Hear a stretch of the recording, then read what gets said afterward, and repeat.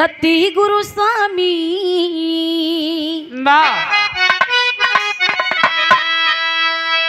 सदा झुकाईब मात दुखिया न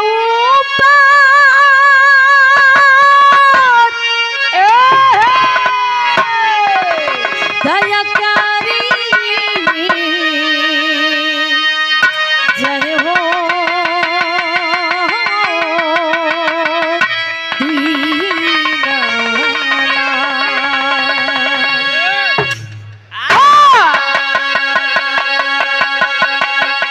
ढोला का चाबी बना लिया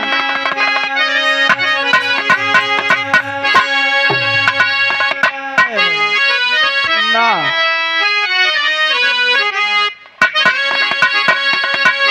विंध्यवासिनी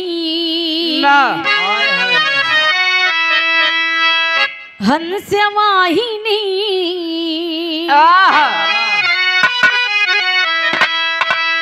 विंध्यवासिनी हंस्यवाहिनी तेरा बीड़ा के तार तोहरे दया से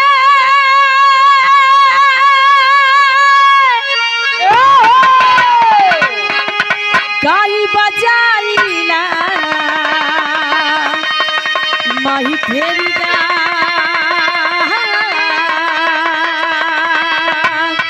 एक बेरी नजर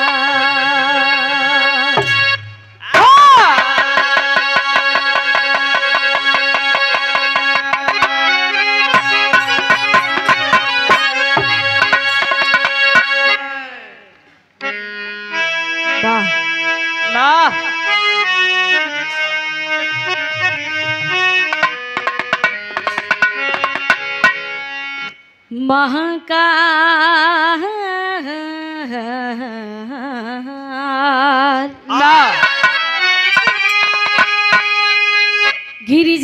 गिरिजापति महादेव त्रिपुरा निरगुणा सगुणा तुम ही प्रभु तुझी में सब संसार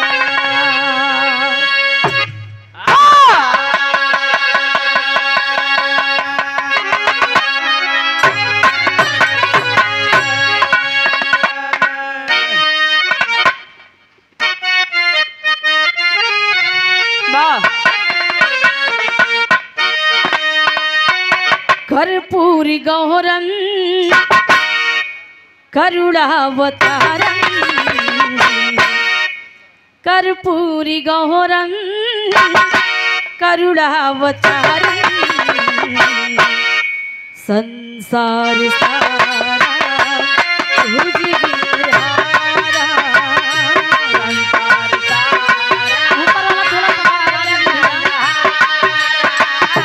संसार सारा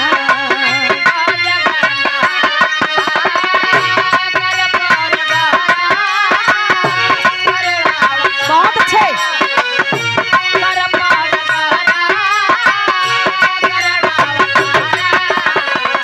संसार सारा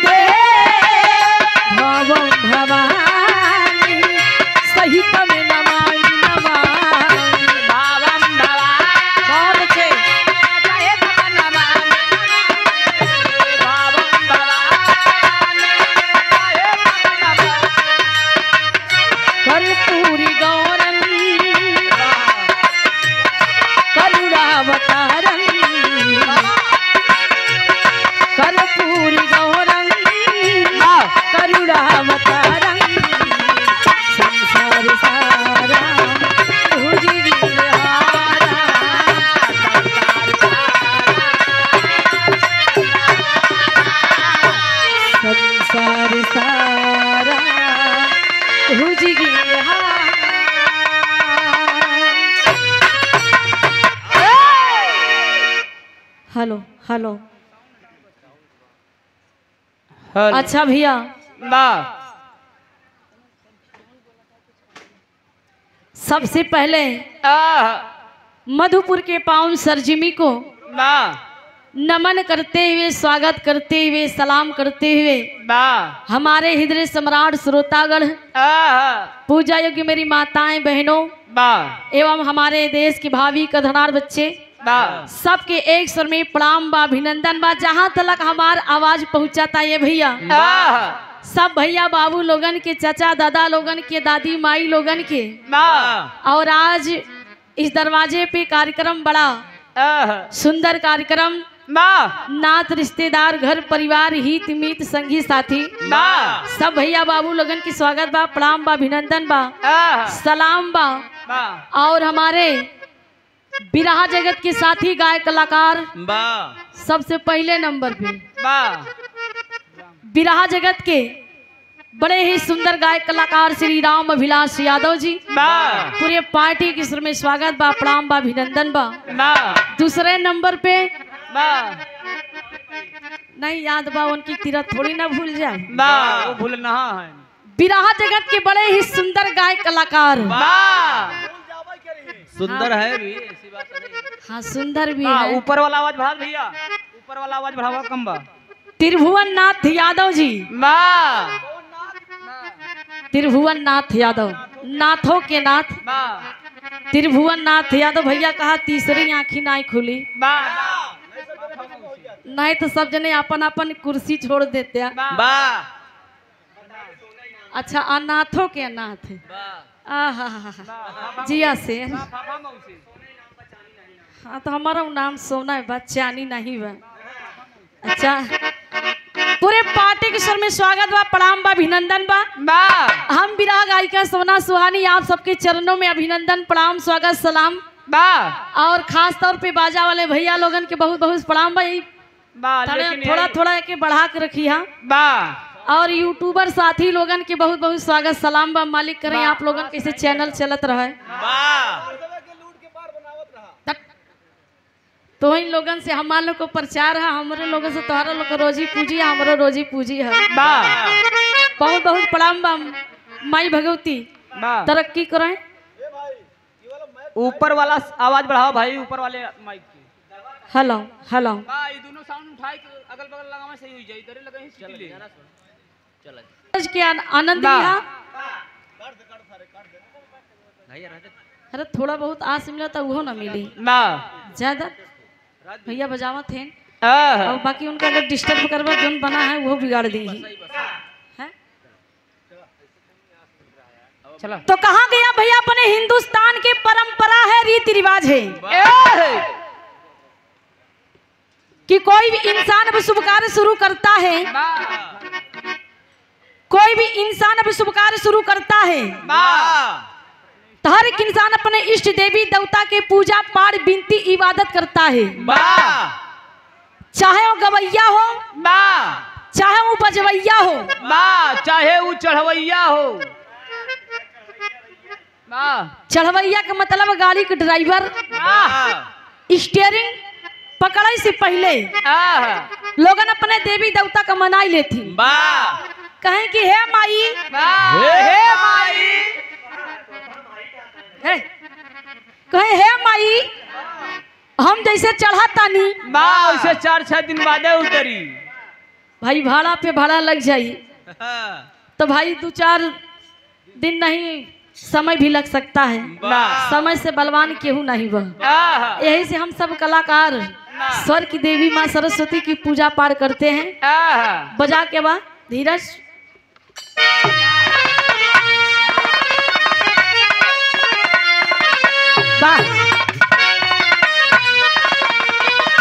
ओहो,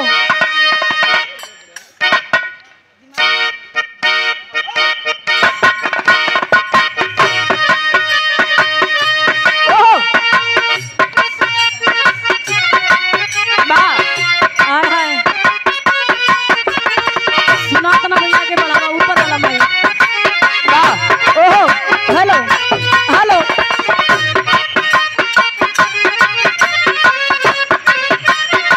क्या बात है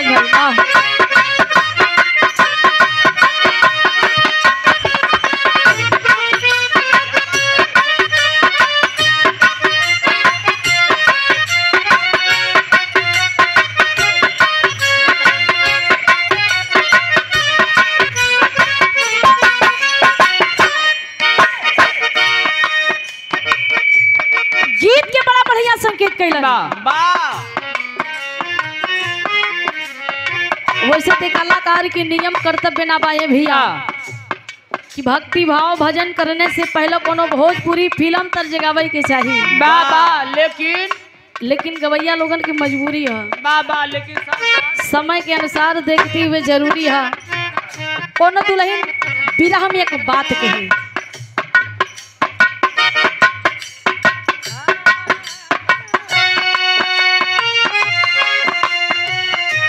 हेलो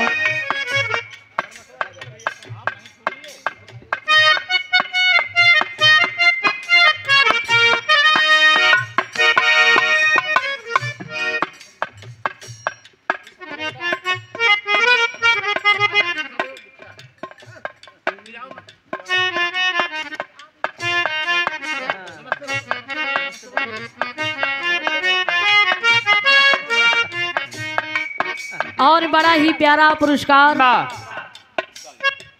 परम आदरणीय सम्मानित आज के गार्जियन हमारे चाचा जी की ओर से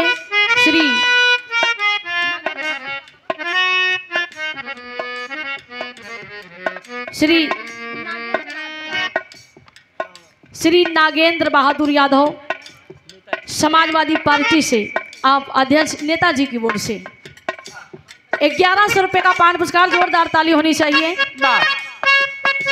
और ये छोटा सा बच्चा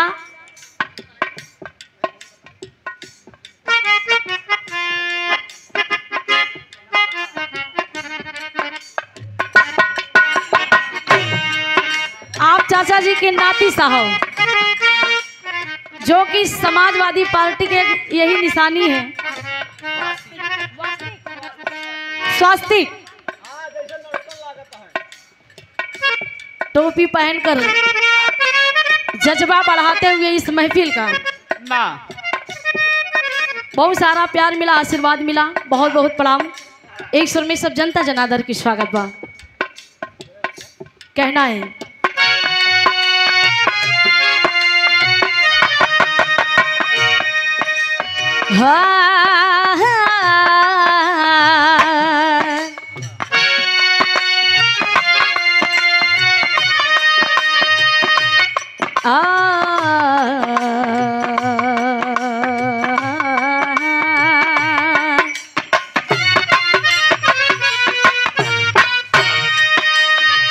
दुल्हन एक बात कहे, विरह में कहे, का कहे,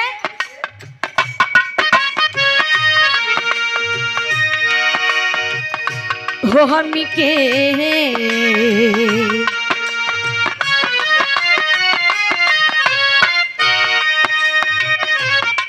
खुनवा के यसुआ,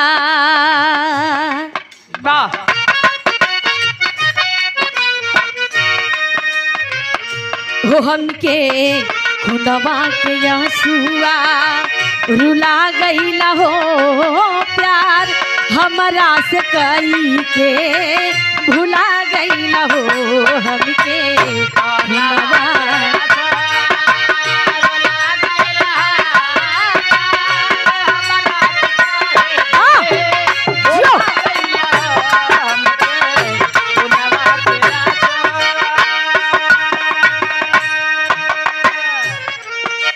और आप परमादली परम श्रद्धेय श्री राम अकबाल यादव, विधानसभा अध्यक्ष मुगराबाद शाहपुर से आप भैया जी की ओर से ये 500 रुपए का पान पुरस्कार देकर सम्मान किए। भैया के बहुत बहुत प्रणाम बा, आशीर्वाद की कामना बा। एक स्वर में सब जनता जनार्दन की स्वागत बा।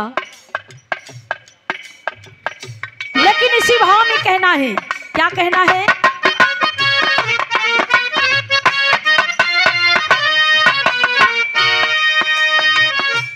माई मैहर वाली माई से कहना बा, जो ऊंचे पर्वत पे विराजमान है, हमार माई हमारे मायू कमाई, पूरे संसार का माता जी, जिनके ममता से ये पूरा संसार चल रहा है। चाहे हमार माई जो हमका जन्म दे वाली माई है, चाहे वो माई, चाहे जो पूरे संसार को माई है, जो उनके दरवाजे पे बूढ़ा जवान केहू भी जाता माथा टेक के माँ शब्द निकालता है, वो माई माँ का दर्जा सबसे बड़ा है, माँ का दर्जा सबसे ऊंचा होता है।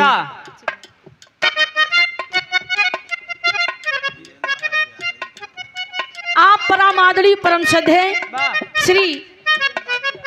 श्री वीरेंद्र बहादुर यादव सुंदर से पुष्पहार देकर सम्मान किए। भट्टा मलिकार साहब नाम के मोहताज हैं। बबलू भैया आप काहे पीछे हवा? हाँ वो फरमाइश कर रहे हैं चनैदी का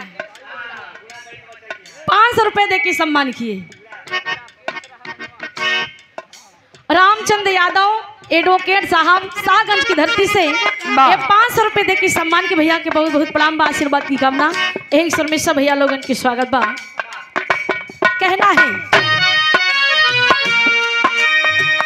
ईश्वरवा माई से कहे कि हे माई जैसे रोज आना गावत हो आ जाओ, पूरा विश्वास बा कि महफिल में लाज पानी जरूर बचाइबू। इसीलिए कहना बा, का कहना बा?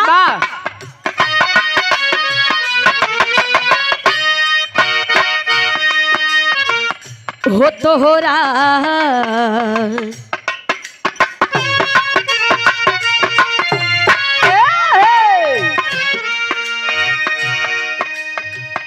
दर पे झुकवले बानी,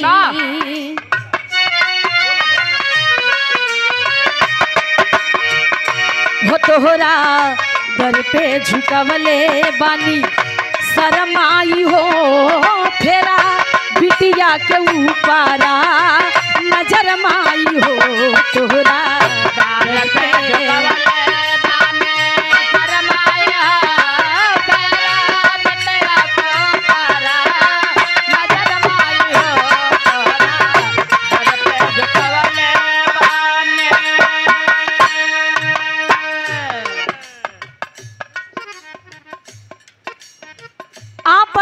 परम श्रद्धेय आप धर्म के चाचा जी की ओर से Shri Rajendra Bahadur Yadav proprietor building material Dharampur की पावन सरजीवी से ये सुंदर से पुष्पहार 501 रुपए देकर सम्मान किए।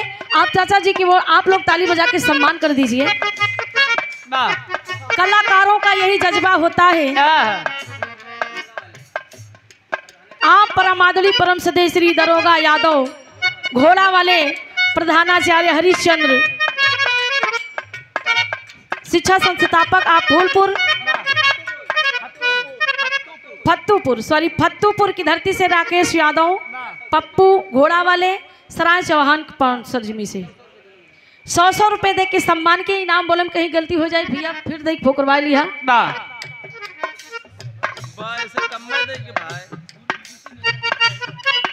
आप परमादली परम श्रद्धेय श्री सभाजीत यादव पूर्व बीडीसी आप नेताजी के ड्राइवर साहब हैं। आपकी ओर से सुंदर से पुष्पहार और ये 500 रुपए दे के सम्मान किए। जोरदार ताली होनी चाहिए। बहुत बहुत प्रणाम ईश्वर में सब भैया लोगन के स्वागत बा। कहना बा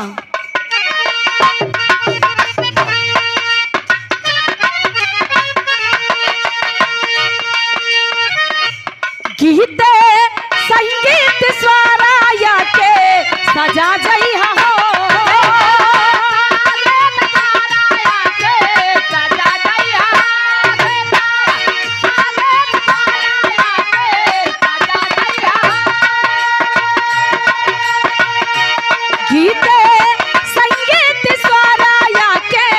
सजा जई हो मन के मंदिर में आके समा जई हो राहुल कृपा के होई तब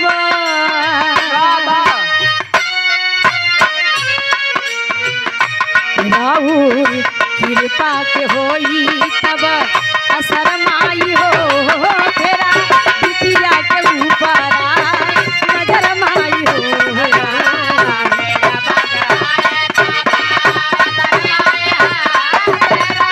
बिटिया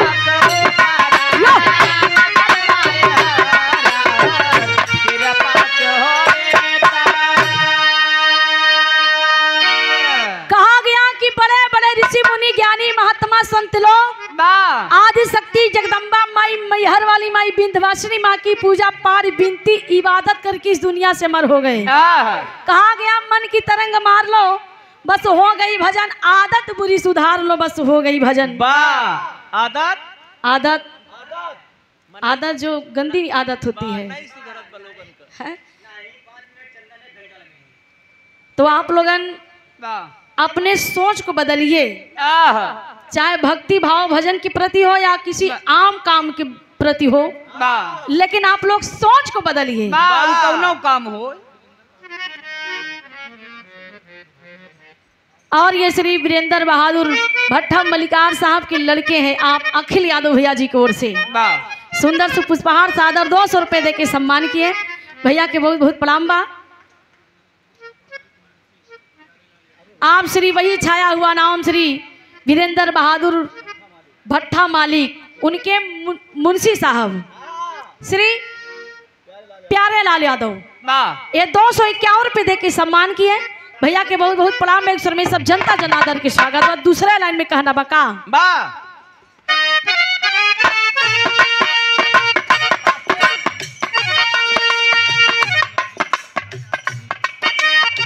मीरपुर के पावन सरजी से श्री संतोष यादव भैया जी की ओर से 100 रुपए देके सम्मान किए।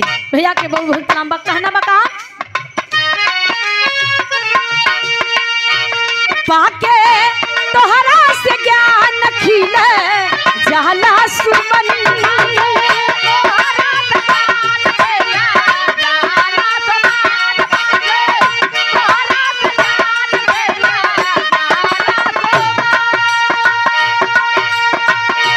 पाके तोहरा से ज्ञान खिले जाला सुमन, कई दिया ज्ञानी के प्रकाश जो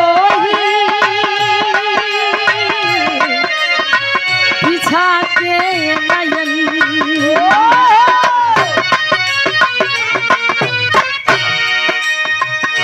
ध्यान लागल बयाठो,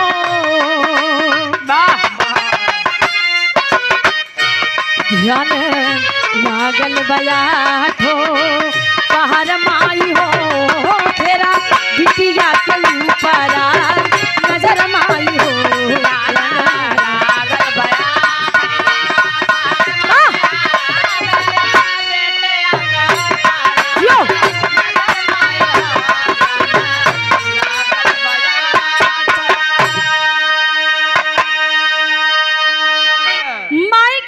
चाहे एक लाइन होखे चाहे 2 लाइन होखे, माई की वंदना कभी बंद नहीं होता है। गुरु घराने के परिचय में कहना बा कि सोनमा कौने खानदान कहो, का कहना बा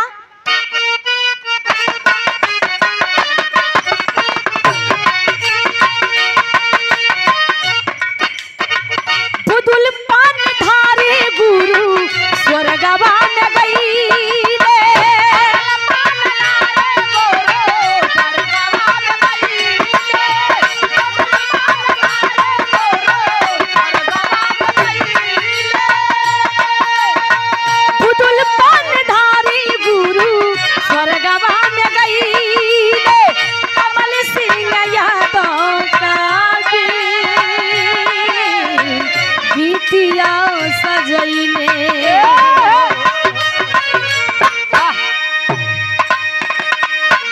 सोना सुहानी निहारे,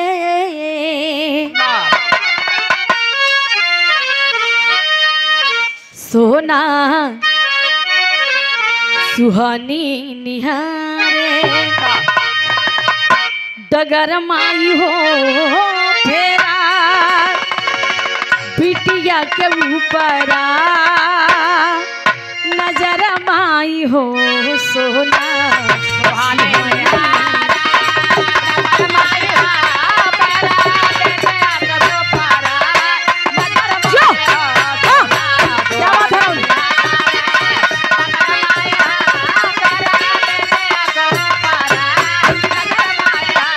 सोना